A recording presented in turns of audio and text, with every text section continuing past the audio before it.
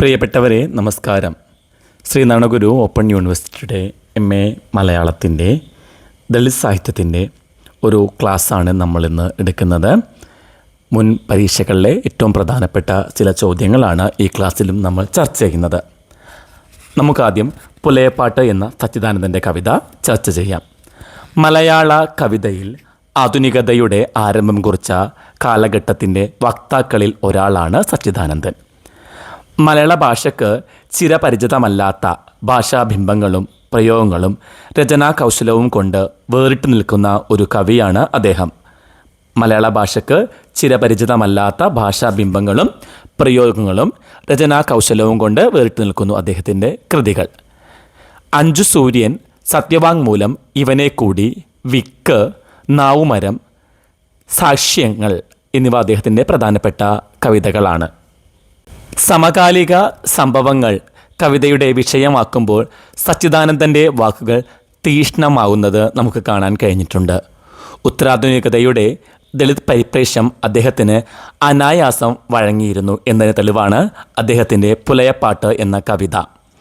കവിത എന്നതിലുപരി മലയാളത്തിലെ മികച്ചൊരു സർഗാത്മക നിരൂപകൻ കൂടിയാണ് സച്ചിദാനന്ദൻ.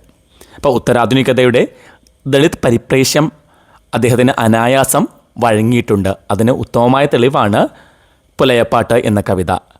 കടമ്മനിട്ടയുടെ കാട്ടാളനിലും കുറത്തിയിലും ജ്വലിക്കുന്ന ദളിതൻ്റെ പ്രതിഷേധാഗ്നി ഈ കവിതയിലും നമുക്ക് കാണാവുന്നതാണ്. തലപ്പുലയൻ. സൂര്യോദയത്തിന് മുമ്പ് തന്നെ മലമുകളിൽ പടർന്നു തുടങ്ങുന്ന മഞ്ഞേറ്റുപാടുന്ന തലപ്പുലയനെയാണ് ഈ ഭാഗത്ത് അവതരിപ്പിക്കുന്നത്. സൂര്യോദയത്തിന് മുമ്പ് തന്നെ മലമുകളിൽ പടർന്നു തുടങ്ങുന്ന മഞ്ഞേറ്റുപാടുന്ന തലപ്പുലയൻ. ഇലയിലും മലയിലും വീണുകിടക്കുന്ന മഞ്ഞ്, മലദൈവങ്ങളുടെ അനുഗ്രഹം പോലെ മഞ്ഞ് പച്ച നിറമാർന്ന കുന്നുകളുടെ കണ്ണിൽ അത് വെൺമഷി എഴുതുന്നു. പക്ഷേ ഈ ഭംഗിയെല്ലാം കാഴ്ചക്കു മാത്രമാണ്. മഞ്ഞിൻ്റെ തുളച്ചുകയറ്റുന്ന തണുപ്പേറ്റ് ക്ലേശിക്കുന്നവർക്ക് അനുഭവിക്കേണ്ടി വരുന്നത് കുളിർമയും മനോഹാരിതയുമല്ല. അവരുടെ കുടിനീരിനെ മഞ്ഞ് കല്ലാക്കി മാറ്റുന്നു. കുടികളാകെ മാന്തിപ്പൊളിക്കുന്ന വെള്ളക്കരടിയായി മഞ്ഞ് മാറുന്നു. തണുപ്പിൻ്റെ ആധിക്യത്തിൽ മഞ്ഞ് രോഗവും മരണവുമാകുന്നു.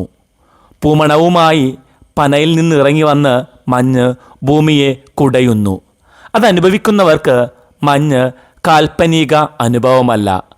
ആ മഞ്ഞിലിരുന്ന് കുളിർന്ന് വിറച്ച് കുഴയുന്ന ശബ്ദത്തിൽ തലപ്പുലയൻ പാടുന്നു തൻ്റെ വംശത്തിൻ്റെ ജീവിതക്ലേശങ്ങളുടെ അന്ത്യഗാനം. മഞ്ഞും മഴയും വകവയ്ക്കാതെ അധ്വാനിക്കാൻ നിർബന്ധിതനാകുന്ന ദളിതൻ്റെ പ്രതിനിധിയാണ് ഇവിടെ തലപ്പുലയൻ. അധ്വാനിക്കുന്ന ദളിതൻ്റെ പ്രതിനിധിയാണ് തലപ്പുലയൻ്റെ ക്ലേശങ്ങളുടെ അന്ത്യഗാനമെന്ന് പറയാം. അവൻ്റെ പാട്ടാകട്ടെ പ്രത്യാശയുടെ പാട്ടാണ്. മഞ്ഞും മഴയും വകവയ്ക്കാതെ അധ്വാനിക്കാൻ നിർബന്ധിതനാകുന്ന ദളിതൻ്റെ പ്രതിനിധിയാണ് ഈ കവിതയിലെ തലപ്പുലയൻ. തലപ്പുലയി. മഞ്ഞുമാറി മഴക്കാലമാകുന്നു. കിഴക്കൻ മലയെ വിറപ്പിച്ച് തളകിലുക്കി വടക്കൻ കാട് ലക്ഷ്യമാക്കി വെളിച്ചപ്പാട് പോലെ തുള്ളി ഉറഞ്ഞു വരുന്ന മഴ. കിഴക്കൻ മലയെ വിറപ്പിച്ചുകൊണ്ട് തളകിലുക്കി വടക്കൻ കാട് ലക്ഷ്യമാക്കി ഒരു വെളിച്ചപ്പാട് വരുന്നത് പോലെ തുള്ളി ഉറഞ്ഞു വരുന്ന മഴ. മഴയ്ക്ക് യോദ്ധാവിൻ്റെ ഭാവമാണ്. അനീതിക്കെതിരെയുള്ള പ്രകൃതിയുടെ പ്രതിഷേധമാണിവിടെ മഴ. മഴയ്ക്ക് യോദ്ധാവിൻ്റെ ഭാവമാണ്. അനീതിക്കെതിരെയുള്ള പ്രകൃതിയുടെ പ്രതിഷേധമാണിവിടെ മഴ. ഇടിമിന്നലിൻ്റെ അരുളപ്പാടോടെ വരമ്പത്ത് മഴ വെളിപ്പെട്ടു. വരമ്പിൽ കുട ചൂടി പുലയെ നോക്കി നിൽക്കുന്ന തമ്പ്രാനെ മഴ വീഴ്ത്തി. പെരുവെള്ളപ്പാച്ചിലിൽ ചൂഷകൻ്റെ നില തെറ്റി. പെരുവെള്ളപ്പാച്ചിലിൽ ആ ചൂഷകൻ്റെ നില തെറ്റുന്നു. ഇടിവെട്ടേറ്റ് അയാളുടെ ഒളിമായ കണ്ണ് പോയി. ആ ഇടിവെട്ടേറ്റിട്ട് അയാളുടെ ഒളിമായ കണ്ണ് പോയി. തമ്പ്രാനെ മാത്രമല്ല തമ്പ്രാട്ടിയെയും പൂമേടയെയും പാടെ തകർത്തുകൊണ്ട് മർദ്ദിതൻ്റെ കണ്ണീര് രൂപം കൊണ്ട മഴ തിമിർത്താടി. പൂമേടയുടെ സുഖഭോഗങ്ങളിൽ പൂത്തിന്നവളായിരുന്നു തമ്പുരാട്ടി. പൂമേടയുടെ സുഖഭോഗങ്ങളിൽ പൂത്തിന്നവളാണ് തമ്പുരാട്ടി. അവർക്ക് അധ്വാനം വശമില്ല, അവരാകട്ടെ അധ്വാനിക്കാത്തവരാണ്. അധ്വാനിക്കേണ്ടതുമില്ലല്ലോ. കൊയ്ത്തും കൂത്തും കണ്ടു നിന്നാൽ മതിയായിരുന്നു അവർക്കൊരിക്കലും അധ്വാനിക്കേണ്ടതില്ല. എല്ലാം കണ്ടു നിന്നാൽ മതി. കൊയ്ത്തും കൂത്തുമെല്ലാം കണ്ടു നിൽക്കുന്നവരാണ് അവർ.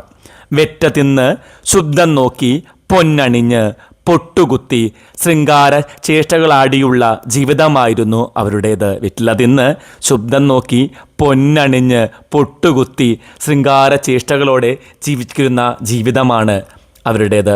അവരുടെ പൂവുടൽ വെയിലേറ്റ് കറുത്തില്ല. അവരുടെ സുന്ദരമായ പൂവുടലാണ്, അതൊരിക്കലും വെയിലേറ്റ് കറുത്തിട്ടില്ല. വെളുപ്പ് അവർക്ക് അഴകിൻ്റെ ആഭിജാത്യത്തിൻ്റെ ചിഹ്നമാണ്. വെളുപ്പാകട്ടെ അതവരുടെ അഴകിൻ്റെയും ആഭിജാത്യത്തിൻ്റെയും ചിഹ്നമാണ്. എന്നാൽ പുലയുടെ നിലക്കാത്ത കണ്ണുനീരിൻ്റെ ശാപത്തിൻ്റെ ചൂടിൽ ആ ഉടൽ കറുത്തുപോയി. ആ പുലയുടെ നിലക്കാത്ത കണ്ണീരിൻ്റെ ശാപത്താൽ ആ ഉടൽ കറുത്തുപോകുന്നു. ആ പൂവുടൽ കറുത്തുപോയി. അണിഞ്ഞിരുന്ന പൊന്ന് കല്ലായി ഇമകൾ നരച്ചുപോയി. അണിഞ്ഞിരുന്ന പൊന്ന് കല്ലാവുകയും ഇമകൾ നരച്ചു പോവുകയും ചെയ്തു. തമ്പുരാട്ടി അനുഭവിച്ചിരുന്ന സുഖങ്ങൾ പുലയുടെ അത്ഭുതം നിറഞ്ഞ പ്രതീക്ഷകളായിരുന്നു. കൊതിപൂണ്ട മനസ്സുമായി മഴയിലിരുന്ന് അവൾ പാടുന്നു പ്രതീക്ഷാഭരിതമായ ഒരു പുതിയ പുലരിക്ക് വേണ്ടിയുള്ള പാട്ട്. അവൾ പാടുകയാണ് പ്രതീക്ഷാഭരിതമായ ഒരു പുതിയ പുലരിക്ക് വേണ്ടിയുള്ള പാട്ടാണ് അവൾ പാടുന്നത്. ചെറുപുലയൻ മാറിപ്പോയി, വെയിൽ തെളിഞ്ഞു, കാലവും തലമുറയും മാറി വന്നു. അന്ത്യത്തിരി കൊളുത്തിത്തിരിഞ്ഞ ചെറുനായാടിയുടെ സ്വപ്നത്തിൽ ഹതാശരായ മൺമറഞ്ഞ പൂർവികർ നിറഞ്ഞു. മാറിപ്പോയി, വെയിൽ തെളിഞ്ഞു, കാലവും തലമുറയുമെല്ലാം മാറി. മൺമറഞ്ഞ പൂർവികർ നിറയുകയും ചെയ്തു. കാലാകാലങ്ങളായി അനുഭവിക്കുന്ന അടിച്ചമർത്തലുകൾ തിരിച്ചറിഞ്ഞ അവൻ്റെ ബോധത്തിൽ പോയ തലമുറയുടെ നെടുവീർപ്പുകൾ ചുഴലിക്കാറ്റായി. അവരുടെ ഹൃദയവേദനകൾ തീവെയിലായി. ആ വെയിലിൻ്റെ കെടലിൽ നിന്ന് ദാരിക നിഗ്രഹമായ കാളി ഉയർന്നു വന്നു.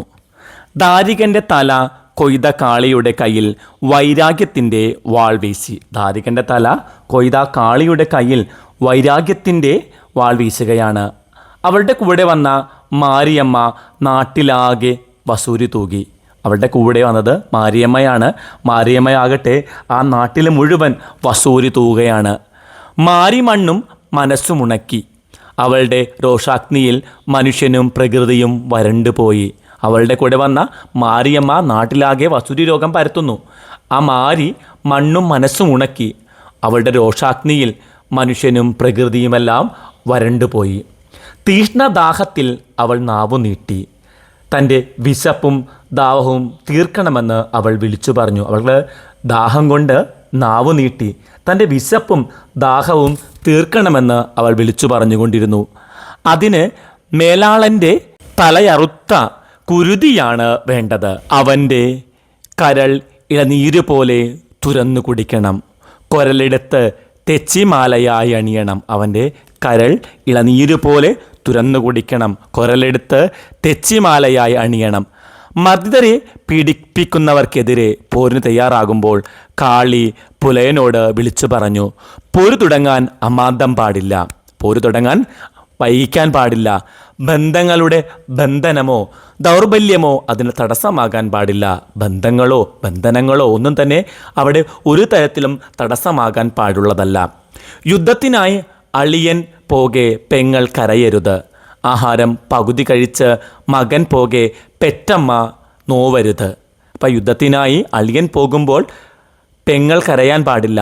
ആഹാരം പകുതി കഴിച്ച് മകൻ പോകെ പെറ്റമ്മയുടെ നോവരുത്. കുലത്തിൻ്റെ മാനം കാക്കാൻ പോകുന്ന സഹോദരി ഒരിക്കലും പിൻവിളിക്കരുത്. അച്ഛൻ പടിയിറങ്ങുമ്പോൾ പൊന്മക്കൾക്ക് മനസ്സ് വിങ്ങരുത്. ചുരികയുമായി വരുന്ന മരുമകനെ പനിനീരും കുരവുമായിട്ടാണ് സ്വീകരിക്കേണ്ടത്. ദളിതൻ്റെ മനസ്സിലുണർത്തുന്ന പുതുബോധമാണ് ഈ തിരിച്ചറിവ് എന്നാണ് കാളിയുടെ വെളിപ്പെടുത്തൽ. ചുരികയുമായി വരുന്ന മരുമകനെ പനിനീരും കുരവുമായിട്ട് വേണം സ്വീകരിക്കാൻ. ദളിതൻ്റെ മനസ്സിലുണർന്ന പുതുബോധമാണ്, തിരിച്ചറിവാണ് കാളിയുടെ ഈ വെളിപ്പെടുത്തൽ. ദളിതൻ്റെ പ്രതിഷേധം തമ്പ്രാൻ്റെ മതിലകത്ത് നാശത്തിൻ്റെ കൊടുങ്കാറ്റായി ഉയരുന്നു. പ്രതിഷേധാഗ്നി മതിലകമെരിച്ചു. തമ്പുരാട്ടിയുടെയും സേവകരുടെയും യത്നങ്ങൾ വിഫലമാക്കി. ആ പ്രതിഷേധാഗ്നിയിൽ മതിലകമെരിഞ്ഞു. തമ്പുരാട്ടിയുടെയും സേവകരുടെയും യത്നങ്ങളെല്ലാം തന്നെ വെറുതെയായി. അവരുടെ തറവാടുകൾ എരിഞ്ഞമർന്നു. ആ പ്രതികാരാഗ്നി അണയ്ക്കാൻ തമ്പുരാൻ്റെ വില്ലന്മാർക്കോ മല്ലന്മാർക്കോ ആയില്ല. ആ പ്രതികാരാഗ്നിയെ അണയ്ക്കാനായിട്ട് തമ്പുരാനോ വില്ലന്മാർക്കോ മല്ലന്മാർക്കോ സാധിക്കുന്നില്ല. ദളിതൻ്റെ പ്രതികാരാഗ്നി അണയ്ക്കാൻ തമ്പുരാൻ്റെ ഭേദമന്ത്രമോ പട്ടൻ്റെ പൂണൂലോ ശക്തമായില്ല. നായരുടെയും കൊങ്ങിണിയുടെയും തടസ്സങ്ങളും വിഫലമായി. കൊങ്ങിണികൾ കുടുമ കൊണ്ടും ഏമ്പ്രാന്മാർ കുംഭ കൊണ്ടും ദളിതനെ എതിരിട്ടു. കൊങ്ങിണികളോ ഒന്നും തന്നെ ആർക്കും ചെയ്യാൻ സാധിച്ചില്ല. കൊങ്ങിണികൾ കുടുമ കൊണ്ടും ഏമ്പ്രാന്മാർ കുംഭ കൊണ്ടും ദളിതനെ എതിരിട്ടു. എന്നിട്ടും അവനെ തോൽപ്പിക്കാൻ സാധിച്ചില്ല. കാരണം അവൻ്റെ ഊർജമാകട്ടെ പ്രകൃതിദത്തമായിരുന്നു, കൃത്രിമമായിരുന്നില്ല. അവൻ്റെ ഊർജൻ പ്രകൃതിദത്തമായിരുന്നു. പ്രകൃതിയോട് മല്ലിട്ട് നേടിയതാണവനത്. അധ്വാനത്തിൻ്റെയും അതിജീവനത്തിൻ്റെയും കരുത്താണ് അവൻ്റെ ഊർജം. അധ്വാനത്തിലൂടെയും അതിജീവനത്തിലൂടെയും നേടിയെടുത്തതാണ് ആ ഊർജം. അവൻ്റെ തനിമ അല്ലെങ്കിൽ സ്വത്വമാണ് ആ ഊർജം. അവൻ്റെ തനിമയാണ് അല്ലെങ്കിൽ സ്വത്വമാണ് ആ ഊർജം. അധ്വാന ക്ലേശമറിയാത്ത സുഖലോലുപതയിൽ വിനോദങ്ങളിൽ അഭിരമിച്ച് ജീവിക്കുന്നവൻ്റെ ദുർബലമായ ഈടുവെപ്പുകൾ ആ തനിമയുടെ ശക്തിക്ക് മുന്നിൽ ഒന്നുമല്ലാതെയായി. കാലങ്ങളുടെ അടിമത്തം ചുമന്ന് സ്വാതന്ത്ര്യമറിയാതെ മൺമറഞ്ഞ ചാവേറുകളുടെ ഉയർത്തെഴുന്നേൽപ്പായിരുന്നു ആ പ്രതിഷേധം. അത് വിനോദങ്ങളിൽ അഭിരമിച്ച് ജീവിച്ചവൻ്റെ ദുർബലമായിട്ടുള്ള ഈടുവെപ്പുകൾ ആ തനിമയുടെ ശക്തിയിൽ ഒന്നുമല്ലാതെയായി തീർന്നുവെന്ന് പറയുകയാണ്. അപ്പം കാലങ്ങളായി അടിമത്തം ചുമന്ന് സ്വാതന്ത്ര്യമറിയാതെ ഇരുന്ന മൺമറഞ്ഞു പോയ ആ ചാവേറുകളുടെ ഉയർത്തെഴുന്നേൽപ്പായിരുന്നു ആ ദളിതൻ്റെ പ്രതിഷേധം. അതിൽ ഗീതയും ജാതിയുടെ കോട്ടത്തളങ്ങളും കത്തിയമർന്നു. എതിരാളികളാകെ ആ അഗ്നിയിൽ വെന്തു ചത്തുപോയി. എതിരാളികളെല്ലാം തന്നെ ആ പ്രതികാരാഗ്നിയിൽ വെന്ത് ചത്തുപോകുന്നു. എന്നിട്ടും അണയാത്ത പ്രതിഷേധത്തി ആളി നിന്നു. ആ ചൂടിൽ കൊടുംവെയിലിൽ നിന്ന് പുതുതലമുറയിലെ ദളിതർ അവൻ്റെ പടപ്പാട്ടുകൾ പാടാൻ തുടങ്ങി. കൊടുംവെയിലിൽ പുതുതലമുറയിലെ ദളിതർ പടപ്പാട്ടുകൾ പാടുന്നു. പ്രകൃതിയുടെയും മനുഷ്യൻ്റെയും പാരസ്പര്യവും പ്രകൃതി കേൾക്കുന്ന ആഘാതങ്ങളും പ്രത്യാഘാതങ്ങളും മനുഷ്യജീവിതത്തെ ബാധിക്കുന്നതെങ്ങനെയാണ് എന്ന് പുലയപ്പാട്ട് എന്ന കവിത കാണിച്ചു തരുന്നു. അതോടൊപ്പം തന്നെ പ്രതികൂല കാലാവസ്ഥകളെ, അടിമത്തത്തിൻ്റെ സാഹചര്യങ്ങളെ നിർഭയം മറികടന്ന് പുതുയുഗ സൃഷ്ടിയിലേക്കുള്ള ദളിതൻ്റെ ഉയർത്തെഴുന്നേൽപ്പ് കൂടിയാണ് ഈ കവിത. തലപ്പുലയൻ, തലപ്പുലയി, ചെറുപുലയൻ എന്നീ 3 ഖണ്ഡങ്ങളിലൂടെയാണ് കവിത പൂർണ്ണമാകുന്നത്. വ്യത്യസ്തങ്ങളായിട്ടുള്ള ദളിത് അവസ്ഥകളുടെ പ്രത്യക്ഷവൽക്കരണമാണ് ഈ 3 ഖണ്ഡങ്ങളും.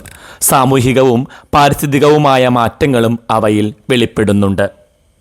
ദളിത് സാഹിത്യവും ആദിവാസി സാഹിത്യവും നൂറ്റാണ്ടുകളായി ജാതി അടിസ്ഥാനത്തിലുള്ള അടിച്ചമർത്തലും വിവേചനവും നേരിടുന്ന ദളിത് സമൂഹത്തിൻ്റെ ജീവിതത്തിലും അനുഭവങ്ങളിലും പോരാട്ടങ്ങളിലും ശ്രദ്ധ കേന്ദ്രീകരിക്കുന്നതാണ് ദളിത് സാഹിത്യം. നൂറ്റാണ്ടുകളായി ജാതി അടിസ്ഥാനത്തിലുള്ള അടിച്ചമർത്തലും വിവേചനവും നേരിടുന്ന ദളിത് സമൂഹത്തിൻ്റെ ജീവിതത്തിലും അനുഭവങ്ങളിലും പോരാട്ടങ്ങളിലും ശ്രദ്ധ കേന്ദ്രീകരിക്കുന്നതാണ് ദളിത് സാഹിത്യം. ഒരു ദളിതൻ്റെ ജീവിതാവസ്ഥകളെ സാഹിത്യമായി ചിത്രീകരിക്കുമ്പോൾ മാത്രമേ അതിന് ദളിത് സാഹിത്യം എന്ന് പറയാനാവൂ. ഒരു ദളിതൻ തൻ്റെ ജീവിതാവസ്ഥകളെ തന്നെ സാഹിത്യമായി ചിത്രീകരിക്കുമ്പോഴാണ് അതിന് ദളിത് സാഹിത്യമെന്ന് പറയാൻ സാധിക്കൂ. 20-ാം നൂറ്റാണ്ടിൻ്റെ മധ്യത്തിൽ സ്വതന്ത്ര ഇന്ത്യയിലെ ജാതി അടിസ്ഥാനമാക്കിയുള്ള സാമൂഹിക അനീതികൾക്കെതിരായിട്ടാണ് ഈ പ്രസ്ഥാനം ഉടലെടുത്തത്. കൊളോണിയൽ, പോസ്റ്റ് കൊളോണിയൽ കാലഘട്ടത്തിൽ ദളിത് സാഹിത്യത്തിനുള്ളിൽ പ്രമുഖ കൃതികൾ ഉയർന്നു വന്നു. 1873 പ്രസിദ്ധീകരിച്ച ജ്യോതിറാവ് ഫൂലെയുടെ ഗുലാം ഗിരി, ഇന്ത്യയിലെ തൊട്ടുകൂടാത്തവരുടെ ദുരവസ്ഥ ഉയർത്തിക്കാട്ടിയ കൃതിയാണ് 1873 പ്രസിദ്ധീകരിച്ച ജ്യോതിറാവ് ഫുലെയുടെ ഗുലാംഗിരി. മഹാരാഷ്ട്രയിൽ ദളിതരുടെ അവകാശങ്ങൾക്ക് വേണ്ടി വാദിച്ച ഡോക്ടർ BR അംബേദ്കറുടെ സ്വാധീനവും ഇന്ത്യയിലുടനീളമുള്ള ദളിത് സാഹിത്യത്തെ രൂപപ്പെടുത്തുന്നതിൽ നിർണായകമായ പങ്കുവഹിച്ചിട്ടുണ്ട്. കേരളത്തിലെ ദളിത് സാഹിത്യത്തിലെ 4 പ്രധാനപ്പെട്ട വിഭാഗങ്ങളാണ് വീണ്ടെടുപ്പ് സാഹിത്യം, ആത്മകഥയും ജീവചരിത്രവും, സ്ഥാപനവൽക്കരിക്കപ്പെട്ട സാഹിത്യജനുസുകളിൽ നിന്നുള്ള രചനകൾ, പഠനങ്ങൾ, ലേഖനങ്ങൾ, അക്കാദമിക ഗവേഷണങ്ങൾ എന്നിവ. പ്രധാനപ്പെട്ടവയാണ് വീണ്ടെടുപ്പ് സാഹിത്യം, ആത്മകഥയും ജീവചരിത്രവും, സ്ഥാപനവൽക്കരിക്കപ്പെട്ട സാഹിത്യ ജനുസുകളിൽ നിന്നുകൊണ്ടുള്ള രചനകൾ, പഠനങ്ങൾ, ലേഖനങ്ങൾ, അക്കാദമിക ഗവേഷണങ്ങൾ. ചെങ്ങന്നൂർ ആദ്യം മുതൽ കാവാരികുളം കണ്ടൻ കുമാരൻ വരെ നീളുന്ന വീണ്ടെടുപ്പ് ചരിത്രമാണ് ദളിത് സാഹിത്യ സംസ്കാരത്തെ സവിശേഷ രീതിയിൽ സജീവമാക്കി നിർത്തുന്നത്. ചെങ്ങന്നൂർ ആദ്യം മുതൽ കാവാരികുളം കണ്ടൻ കുമാരൻ വരെ നീളുന്ന വീണ്ടെടുപ്പ് ചരിത്രമാണ് ദളിത് സാഹിത്യ സംസ്കാരത്തെ സവിശേഷമായ രീതിയിൽ സജീവമാക്കി നിർത്തുന്നത്. തൈക്കാട്ട് അയ്യാവ്, വൈകുണ്ഠസ്വാമികൾ, ആറാട്ടുപുഴ വേലായുധ പണിക്കർ തുടങ്ങിയ സമുദായങ്ങൾക്കുള്ളിലുള്ളവരുടെ ചരിത്രങ്ങൾ പ്രസിദ്ധീകരണശാലകളിലോ ഭാഷാ ഇൻസ്റ്റിറ്റ്യൂട്ടിലോ ഒക്കെ കുടുങ്ങിക്കിടക്കുകയായിരുന്നു. പല ദളിത് പിന്നോക്ക സമുദായ നായകരുടെ ജീവിതവും സൃഷ്ടികളും വലിയൊരളവിൽ കേരളത്തിലെ സാഹിത്യ സാംസ്കാരിക പരിസരത്തെ മാറ്റിമറിച്ചു. പൊയ്കയിൽ അപ്പച്ചൻ, മഹാത്മാ അയ്യങ്കാളി, പണ്ഡിറ്റ് KP കറുപ്പൻ തുടങ്ങിയവരെ പഠനവിധേയമാക്കിക്കൊണ്ടിരിക്കുന്നു. ദളിത് സാഹിത്യത്തെ പിൻപറ്റി വളർന്നു വന്ന മറ്റൊരു രചനാ സവിശേഷതയാണ് ആദിവാസി സാഹിത്യം. ചില ദളിത് സാഹിത്യ നിരീക്ഷകർ അതിനെ ഗോത്ര സാഹിത്യമായും കണക്കാക്കുന്നുണ്ട്. ആദിവാസി സാഹിത്യത്തെ ചിലർ ഗോത്ര സാഹിത്യം എന്നും വിളിക്കുന്നുണ്ട്. ദളിത് എന്ന വിഭാഗത്തിൽ ആദിവാസികളെയും ഗോത്ര വിഭാഗത്തെയും അംബേദ്കർ ഉൾപ്പെടുത്തിയിരുന്നില്ല. എന്നാൽ ആ വേർതിരിവ് പിൽക്കാലത്ത് ഇല്ലാതെയായിത്തീർന്നു. എങ്കിലും മുഖ്യധാരയിൽ നിന്ന് അകന്നു നിൽക്കുന്ന എന്നൊരു സവിശേഷത ആദിവാസി ഭാഷയ്ക്കുമുണ്ട്. അവരുടെ ഭാഷയും സാഹിത്യവുമെല്ലാം വാമൊഴിയായി തുടർന്നു വരികയായിരുന്നു. അവരുടെ ഭാഷയാകട്ടെ സാഹിത്യമാകട്ടെ അത് വാമൊഴിയായിട്ടാണ് പ്രചരിച്ചത്. 1970-കൾക്ക് ശേഷമാണ് ആദിവാസി ഗോത്ര സാഹിത്യം അച്ചടിച്ചു തുടങ്ങിയത്. നാട്ടറിവുകളും ഋതുഭേദങ്ങളുമായി ബന്ധപ്പെട്ട ഭാഷാപ്രയോഗങ്ങൾ സ്വന്തമായി തന്നെ അവരിലുണ്ട്. സ്വന്തമായി ഒരു സ്റ്റേറ്റ് എന്ന ആശയം നിലനിൽക്കുന്നതിനാൽ ഇവരുടെ ഭാഷാ പ്രയോഗങ്ങളിലും ഈ സ്വാതന്ത്ര്യം കാണാം.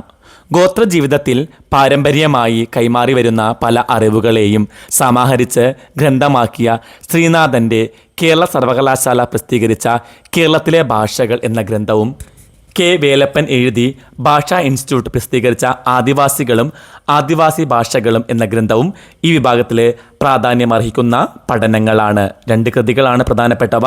കേരളത്തിലെ ഭാഷകൾ എന്ന കൃതിയും അതുപോലെ K. വേലായുധൻ പ്രസിദ്ധീകരിച്ച ആദിവാസികളും ആദിവാസി ഭാഷകളും എന്ന കൃതി. കേരളത്തിലെ ഭാഷകൾ ശ്രീനാഥൻ്റെ പുസ്തകമാണ്. ഉത്തരാധുനികതയും ദളിത് കവികളും. ദളിത് ജീവിതത്തെക്കുറിച്ചുള്ള ഗൗരവമായ സമീപനങ്ങൾ ഉത്തരാധുനിക കവിതകളിലുണ്ട്. പ്രകൃതിയോട് ഇണങ്ങി നിന്നവർ ചൂഷണം ചെയ്യപ്പെടുന്നത് എങ്ങനെയെന്നതിൻ്റെ തുറന്നെഴുത്ത് ഉത്തരാധുനിക കവികൾ നടത്തുന്നുണ്ട്. വരേണ്യരായ കവികൾ ദളിത് അനുഭവങ്ങൾ പുറത്തു നിന്ന് ദളിത് അനുഭവം എഴുതും പോലെയല്ല ഉത്തരാധുനികർ ദളിത് കവിതകൾ എഴുതുന്നത്. ജാതിയുടെ പേരിലുള്ള അപകർഷം അവർ കാര്യമാക്കുന്നില്ല. മറിച്ച് ധൈര്യപൂർവ്വം വെളിപ്പെടുത്തേണ്ടതായി ഒന്നായി ജാതിയെ കാണുന്നു. മുഖ്യധാരാ ചരിത്രത്തെയും വരേണ്യ വ്യവസ്ഥിതിയെയും വിമർശനാത്മകമായി അവതരിപ്പിക്കാൻ കവിതയെ ഉപകരണമാക്കാൻ ദളിത് കവികൾക്ക് കഴിയുന്നുണ്ട്. അപ്പം മുഖ്യധാരാ ചരിത്രത്തെയും വരേണ്യ വ്യവസ്ഥിതിയെയും വിമർശനാത്മകമായി അവതരിപ്പിക്കാൻ കവിതയെ ഉപകരണമാക്കാൻ ഇന്ന് ദളിത് കവികൾക്ക് കഴിഞ്ഞിട്ടുണ്ട്. ആദ്യകാലങ്ങളിലെ പോലെ പാർശ്വവൽകൃതമായല്ല മുഖ്യധാരാ രചനകളെ തന്നെയാണ് ദളിത് കവികൾ ഉത്തരാധുനിക ഘട്ടത്തിൽ പ്രത്യക്ഷപ്പെടുന്നത്. കാണുന്നില്ലൊരക്ഷരവും പൊയ്കയിൽ അപ്പച്ചൻ എന്ന അവസ്ഥയിൽ നിന്നും കാണുന്നുണ്ടനേകം അക്ഷരങ്ങൾ. MR വേണുകുമാരൻ്റെ കവിതയാണ് കാണുന്നുണ്ടനേകം അക്ഷരങ്ങൾ എന്ന അവസ്ഥയിലേക്കുള്ള കവിതയുടെ മാറ്റമാണിത്. അപ്പോൾ പൊയ്കയിൽ അപ്പച്ചൻ കാണുന്നില്ലൊരക്ഷരവും എന്ന കവിത പ്രാചീന കാലത്തായിരുന്നെങ്കിൽ ഇന്ന് കാണുന്നുണ്ട് അനേകം അക്ഷരങ്ങൾ എന്ന MR വേണുകുമാർ എഴുതുമ്പോൾ കവിതയിലുണ്ടായ മാറ്റത്തെയാണ് സൂചിപ്പിക്കുന്നത്. അതുപോലെ തന്നെ എസ് ജോസഫിൻ്റെ മീൻകാരനും, ഐഡൻറ്റിറ്റി കാർഡും, ഉപ്പൻ്റെ കൂവൽ വരയ്ക്കുന്നു, ഗ്രൂപ്പ് ഫോട്ടോ എന്നീ കവിതകളിൽ ദളിത് അനുഭവങ്ങളുടെ മൂക നൊമ്പരങ്ങൾ കാണാൻ സാധിക്കും. എസ് ജോസഫിൻ്റെ കവിതകളിൽ ദളിത് അനുഭവങ്ങളുടെ മൂക നൊമ്പരങ്ങൾ കാണാം. അത്ഭുതപൂർവമായ ആഖ്യാന രീതിയിലൂടെ ദളിത് ആവാസ വ്യവസ്ഥയെ തന്നെ തൻ്റെ കവിതകളിലേക്ക് ആവാഹിക്കാൻ എം.ആർ. രേണുകുമാറിന് കഴിഞ്ഞിട്ടുണ്ട്. കളങ്കങ്ങൾ, ഖേദപൂർവം മരങ്ങൾ തുടങ്ങിയ കവിതകളിലും ഈ ആഖ്യാന രീതി കാണാൻ സാധിക്കും. എന്നാൽ കാലഘട്ടത്തിനനുസരിച്ച് വ്യത്യസ്തമായ ആഖ്യാന രീതികളും വീക്ഷണങ്ങളും അദ്ദേഹം സ്വീകരിക്കുന്നുമുണ്ട്. കെണിനിലങ്ങൾ, വിഷക്കായ, പച്ചക്കുപ്പി, മനക്കോട്ട തുടങ്ങിയ കവിതകളിൽ ആഖ്യാനത്തിൻ്റെ വിഭിന്ന മാതൃകകൾ കാണാൻ സാധിക്കും. കെണിനിലങ്ങൾ, വിഷക്കായ, പച്ചക്കുപ്പി, മനക്കോട്ട തുടങ്ങിയ കവിതകളിൽ ആഖ്യാനത്തിൻ്റെ വിഭിന്ന മാതൃകകൾ കാണാം. വംശചരിത്രത്തെ ഓർത്ത് സഹതപിക്കുകയോ വിലപിക്കുകയോ അല്ല ഇന്നത്തെ കവികൾ.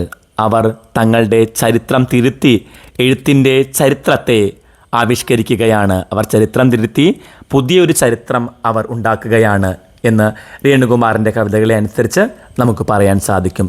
സണ്ണി കപ്പിക്കാട്, കെ.എസ്. ദാസ്, ബി. ശശി, രാഘവൻ അത്തോളി എന്നീ കവികളും കീഴാളരുടെ ശബ്ദം കവിതയിൽ അവതരിപ്പിച്ചിട്ടുണ്ട്. വിജില ചിറപ്പാട്, കെ.ആർ. സജിത, സുമിത്ര ജയപ്രകാശ്, യമുന ദൈവത്താർ, എം.ആർ. രാധാമണി, അജിത, ധന്യ വെങ്ങാച്ചേരി എന്നീ എഴുത്തുകാരികളുടെ കവിതകളും ഉത്തരാധുനിക ദളിത് കവിതകളിൽ ഉൾപ്പെടുന്നവയാണ്. ദളിത് കവിതയുടെ ചരിത്രവും വർത്തമാനവും. കാതൽ. മലയാളത്തിലെ ദളിത് കവിതകൾ. ആമുഖ പഠനം. ഡോക്ടർ ഒ.കെ. സന്തോഷ്. ദളിത് അനുഭവങ്ങളുടെ പലവിധമുള്ള പ്രമേയങ്ങൾ ഉൾക്കൊള്ളുന്ന കവിതകൾ അതാത് കാലഘട്ടങ്ങളിൽ ഉണ്ടായിട്ടുണ്ട്. ജീവിത സന്ദർഭങ്ങളോടും വ്യവസ്ഥിതികളോടുമുള്ള പ്രതികരണങ്ങളായിരുന്നു അവയെല്ലാം. ആ കവിതകളിൽ പലതും വെളിച്ചം കാണാതെ പോയിരിക്കാം. അതതു കാലത്തെ മലയാള കവിതാ പാരമ്പര്യത്തിന് സമാന്തരമായി ഈ കവിതകളും നിലനിന്നിരുന്നു. എന്നാൽ ഈ കവിതകളൊന്നും വേണ്ട രീതിയിൽ സമാഹരിക്കപ്പെട്ടിട്ടില്ല. മലയാളത്തിലെ ദളിത് കവിതകളെ സമാഹരിക്കാനുള്ള ഒരു ശ്രമമാണ് കാതൽ എന്ന പുസ്തകം. ഈ കവിതാ സമാഹാരത്തിന് ആമുഖ പഠനം എഴുതിയത് ഡോക്ടർ ഒ.കെ. സന്തോഷാണ്. കലാസൃഷ്ടിക്ക് ഉപയുക്തമാകുന്ന പ്രധാന സ്രോതസ്സുകളാണ് അനുഭവങ്ങൾ. അധ്വാനമില്ലാതെ സുഖലോലുപരായി കഴിഞ്ഞ വിഭാഗങ്ങളെക്കാൾ തീക്ഷ്ണമായിട്ടുള്ള ജീവിത സന്ദർഭങ്ങളിലൂടെ കടന്നു വന്നിട്ടുള്ളവരാണ് ദളിതർ. അതുകൊണ്ട് തന്നെ അനുഭവങ്ങളുടെ ധാരാളിത്തം അവർക്കുണ്ട്. എന്നാൽ കവിതാ ചരിത്രത്തിൻ്റെ ആദ്യകാലങ്ങളിൽ അവരെ കവികളായി പരിഗണിച്ചിരുന്നില്ല. അനുഭവങ്ങൾക്ക് അക്ഷരരൂപം നൽകാനുള്ള സാഹചര്യവും അവർക്ക് ഉണ്ടായിരുന്നില്ല. അതിനാൽ സാഹിത്യത്തിൻ്റെ മുഖ്യധാരയിലേക്ക് അവർക്ക് ഒരിക്കലും കടന്നെത്താൻ കഴിഞ്ഞിരുന്നില്ല. ജീവിതാവസ്ഥകളുടെ ഏറ്റവും ലളിതവും സത്യസന്ധവുമായ ആവിഷ്കാരങ്ങളാണ് ദളിത് കവിതകൾ. മലയാള കവിതയിൽ കാൽപ്പനികത ഒരു പുതിയ പ്രസ്ഥാനമായി ശ്രദ്ധ നേടിയ കാലത്ത് തന്നെയാണ് പൊയ്കയിൽ അപ്പച്ചൻ കവിതകൾ എഴുതിയത്. കാൽപ്പനിക കവിതകൾക്ക് സമാന്തരങ്ങളായിരുന്നു അദ്ദേഹത്തിൻ്റെ ദളിത് കാവ്യങ്ങൾ. പണ്ഡിറ്റ് കെ.പി. കറുപ്പൻ്റെ ജാതിക്കുമ്മി, മൂലൂർ പത്മനാഭ പണിക്കരുടെ കവിരാമായണം എന്നിവ ഈ കാവ്യധാരയിലെ ശ്രദ്ധേയമായ കവിതകളായിരുന്നു. ഈ രചനകൾക്ക് പിന്നിൽ പ്രേരണയായി വ്യക്തിപരമായ കാര്യങ്ങളുണ്ടായിരുന്നു. എങ്കിലും നിലവിലുണ്ടായിരുന്ന വ്യവസ്ഥിതിയെ ചോദ്യം ചെയ്യുന്നവയും ആ വ്യവസ്ഥിതിയോടുള്ള അതൃപ്തി വ്യക്തമാക്കുന്നവയുമായിരുന്നു ഈ കവിതകളെല്ലാം തന്നെ. ബ്രാഹ്മണ്യം സമൂഹത്തിനുമേൽ അടിച്ചേൽപ്പിച്ച അസ്വാതന്ത്ര്യങ്ങളോടുള്ള നിഷേധാത്മക സമീപനം അവയിലെല്ലാം തന്നെ ഉണ്ടായിരുന്നു. ഇങ്ങനെ വ്യവസ്ഥിതിയോടുള്ള ശക്തമായ വിമർശനങ്ങൾ ഉൾക്കൊള്ളുന്ന ആ കാവ്യ രൂപങ്ങൾ അതീശ സംസ്കാരത്തെ ഉലച്ചിരുന്നു. ഇപ്രകാരം അധികാര വിമർശനങ്ങൾ ഉന്നയിച്ചിരുന്ന കവികളിൽ പ്രഥമഗണ്യനായിരുന്നു പൊയ്കയിൽ അപ്പച്ചൻ. ബാലചന്ദ്രൻ ചുള്ളിക്കാടിൻ്റെയും കടമ്മനിട്ടയുടെയും ഡി. വിനയേന്ദ്രൻ്റെയും കവിതകൾ വേറിട്ട് നിൽക്കുന്നവയാണ്. വരേണ്യമായ കാഴ്ചപ്പാടിലൂടെയാണ് ദളിത് അനുഭവങ്ങൾ അവതരിപ്പിച്ചിരുന്നത്. ആധുനികത വാദക്കാലത്ത് ഒരിക്കലും ദളിത് അനുഭവങ്ങൾ കൃത്യമായ രീതിയിൽ ഈ കവിതകളിൽ വന്നിട്ടില്ല എന്ന് പറയാം. വരേണ്യമായ കാഴ്ചപ്പാടാണ് ഈ കവിതകളെല്ലാം തന്നെ ഉണ്ടായിരുന്നത്. വയലോപ്പിള്ളിയുടെ കന്നിക്കൊയ്ത്ത്, കൊടിയൊഴിക്കൽ, ഇടശ്ശേരിയുടെ പൂതപ്പാട്ട് തുടങ്ങിയ കവിതകളിലെ ദളിത് ജീവിത ചിത്രങ്ങൾ പരിശോധിച്ചാൽ ഇക്കാര്യം വ്യക്തമാകുന്നതാണ്. ആധുനികതയുടെ കാലത്ത് ദളിത് രചനകൾക്ക് വേണ്ടത്ര പ്രകാശന സാധ്യത ലഭിച്ചിരുന്നില്ല. എന്നാൽ നോവൽ, ചെറുകഥ എന്നീ സാഹിത്യരൂപങ്ങളിൽ ദളിത് ഇടപെടലുകൾ ധാരാളം ഉണ്ടായിട്ടുണ്ട്. TKC Vaduthala, Paul Chirakkarode, C. അയ്യപ്പൻ എന്നിവരുടെ കഥകൾ ഇതിന് ഉദാഹരണമാണ്. D. രാജൻ്റെ മുക്കണി, S. T. ജെയിംസിൻ്റെ സംവത്സരങ്ങൾ എന്നിവ ഇക്കാലത്ത് രചിക്കപ്പെട്ട നോവലുകളാണ്. ഈ എഴുത്തുകാരെല്ലാം ഉയർന്ന അക്കാദമിക വിദ്യാഭ്യാസം നേടിയവരായിരുന്നു. പ്രമേയപരമായും ആവിഷ്കരണത്തിലും അവരുടെ രചനകൾ വേറിട്ട് നിൽക്കുന്നുണ്ട്. മലയാള കവിതാ ചരിത്രത്തിൽ ദളിത് ആവിഷ്കാരങ്ങൾ പ്രത്യാശാഭരിതമായ അവസ്ഥയിലേക്ക് പ്രവേശിക്കുന്നത് നവീന കാലഘട്ടത്തിലാണ്. KKS ദാസിൻ്റെ കരുമാടി നൃത്തം, രാഘവൻ അത്തോളിയുടെ വാൽമീകി പർവം, BK നാരായണൻ്റെ ഏകലവ്യൻ ഞാൻ, G. ശശി മധുരവേലിയുടെ അംബാവാസോളി തുടങ്ങിയ കവിതകൾ ദളിത് കാവ്യചരിത്രത്തിലെ ഈ നവീന ഘട്ടത്തെ കുറിക്കുന്നു. ഒന്നുകൂടി പറയാം. KKS ദാസിൻ്റെ കരുമാടി നൃത്തം, രാഘവൻ അത്തോളിയുടെ വാൽമീകി പർവം, BK നാരായണൻ്റെ ഏകലവ്യൻ ഞാൻ, G. ശശി മധുരവേലിയുടെ അംബാവാസോളി എന്നീ കവിതകൾ തങ്ങളുടെ സമ്പന്നമായ ഭൂതകാലത്തെ തകർക്കുകയും കവർന്നെടുക്കുകയും ചെയ്ത ആധിപത്യ ശക്തികൾക്കെതിരെ പൊരുതുന്നവയായിരുന്നു ഈ കവിതകളെല്ലാം തന്നെ. ഉത്തരാധുനിക കവിതകളിൽ ദളിത് പ്രാതിനിധ്യം തുടങ്ങുന്നത് 90കളിലാണ്. വരേണ്യ സങ്കല്പങ്ങളുടെ പൊളിച്ചെഴുത്ത് ദളിത് കവിതകളിലുണ്ട്. വ്യവസ്ഥാപിത സമൂഹത്തിന് അപരിചിതമായ ജൈവിക സാന്നിധ്യങ്ങളും ഇടങ്ങളും ദളിത് കവിതയിലുണ്ട്. വരേണ്യ സങ്കല്പങ്ങളുടെ പൊളിച്ചെഴുത്ത് ദളിത് കവിതകളിലുണ്ട്. വ്യവസ്ഥാപിത സമൂഹത്തിന് അപരിചിതമായ ജൈവിക സാന്നിധ്യങ്ങളും ഇടങ്ങളും ദളിത് കവിതയിലുണ്ട്. പുതുകവിതകൾക്ക് ദാർശനിക ഭാവമില്ല. ദാർശനിക ഭാവനയോടെയല്ല, യാഥാർത്ഥ്യവുമായിട്ടാണ് ഇവയ്ക്കെല്ലാം ബന്ധം. സ്ത്രീ അനുഭവങ്ങളുടെ സവിശേഷമായ ആവിഷ്കരണങ്ങൾ എന്ന നിലയിലും ദളിത് കവിതകൾ ശ്രദ്ധേയങ്ങളാണ്. ഉത്തരാധുനിക കവികളായ S. Joseph, MR. Renukumar, Sunny Kappikkad, KKS Das, B. Sasi, Raghavan Atholi എന്നീ കവികളെല്ലാം കേരളരുടെ ശബ്ദം കവിതയിൽ അവതരിപ്പിച്ചിട്ടുണ്ട്.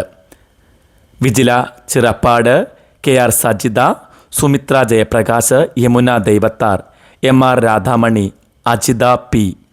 ധന്യ വേങ്ങാച്ചേരി എന്നീ എഴുത്തുകാരികളും തങ്ങളുടെ കവിതകളിലൂടെ ഉത്തരാധുനിക ദളിത് പരിപ്രേക്ഷ്യങ്ങൾ അവതരിപ്പിച്ചവരാണ്.